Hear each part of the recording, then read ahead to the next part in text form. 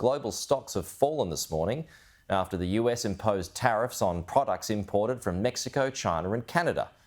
Canada's Prime Minister Justin Trudeau was first out of the blocks. He announced a 25% retaliatory tariff hike on his southern neighbour, despite Donald Trump claiming the measures will protect American jobs and prevent illegal migration.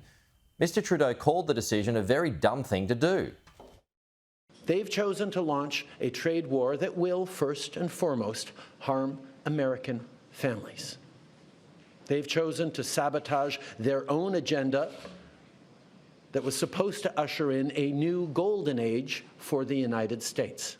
So on that point, let me be crystal clear. There is absolutely no justification or need whatsoever for these tariffs today. So, following that, Donald Trump responded, as he always does, on Truth Social. He says, please explain, and he was responding to that, please explain to Governor Trudeau of Canada that when he puts on a retaliatory tariff on the US, our reciprocal tariff will immediately increase by a like amount. So, plenty more tit-for-tat stuff going on there. He goes on to say, if companies move to the United States, there are no tariffs. So, that's the Canada and the US side of things. Let's move to the Chinese side of things now, because its finance ministry has said overnight that there will be 15% tariffs on imports of chicken, wheat and corn and cotton from the US, and 10% tariffs on imports of soybeans, pork, beef, aquatic products, fruit and vegetables. So that explains how this thing is extending.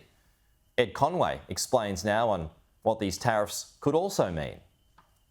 We're going to follow a component as it's manufactured. Actually, it's a component that goes into a car, but it's a component of a component because it's a piston that goes inside an engine in a car that's made in North America. And right now, here's the journey it takes. It starts off here in Michigan. So in Michigan is where the raw aluminium that's going to become part of that piston is then shipped across the border, that's key here, across the border into Ontario. So in Ontario, it's cast into a piston and then it goes back to Michigan again, okay? And at that point, when it's in Michigan, it needs to go down to Mexico because it needs to be finished, and it's finished in a factory in Mexico. So it goes all the way down there, across the border, into Mexico. But the journey's not over yet because at that point, it needs to go back across into Wisconsin and then Michigan, where it's assembled. It's assembled into an engine. And at that point, from Michigan, it goes again across the border into Ontario. And that is where it basically becomes part of a car.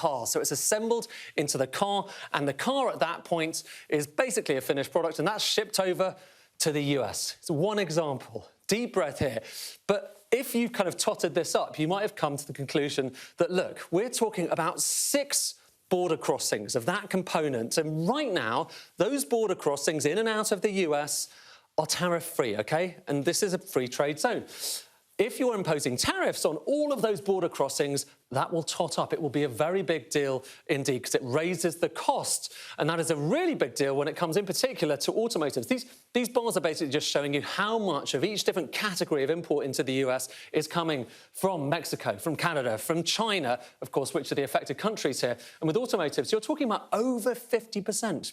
Over 50% of all the vehicle imports, but also the components as well, come from these places. A lot of it from Mexico. You can see the green there. Look at energy. Over 60, well, it's actually around 60% is from these areas, imports, most of that from Canada. And overall, you're talking about 40% of all imports. So it's an enormous, enormous amount of imports. Imagine Brexit in the UK. So it's similar. You've got a free trade zone. We never actually impose tariffs. Tariffs here on any of these goods are going to push up prices. And of course, the extent to which they get pushed up depends on precisely how long these tariffs are in place for and how severe they are. This is showing you historically, so going back to the 1800s, just how high the average tariff rate was in the US. The famous example here, the 1930s Smoot-Hawley famous set of tariffs. Some say they contributed to the Great Depression.